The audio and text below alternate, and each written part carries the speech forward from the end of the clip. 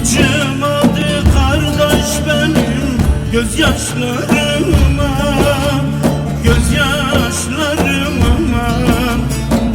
Şimdi sokaklarda kaldım bir ben başıma, lele bir ben başıma.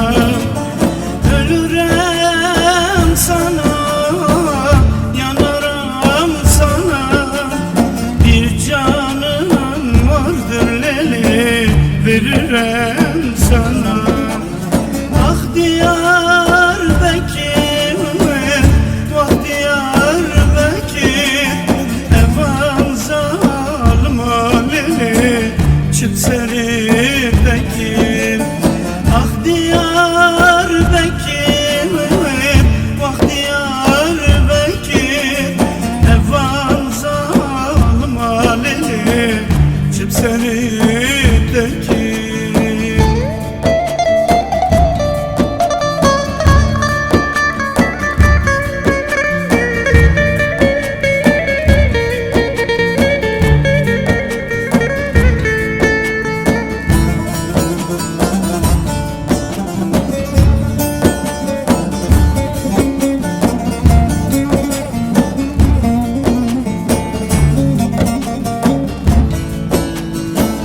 Gidip göreyim ben dedim doğduğum yeri, doğduğum yeri.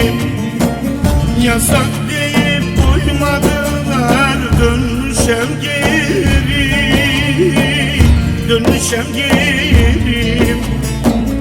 Arkama döndüm seyredim Diyarbakır'ı, Diyarbakır'ı.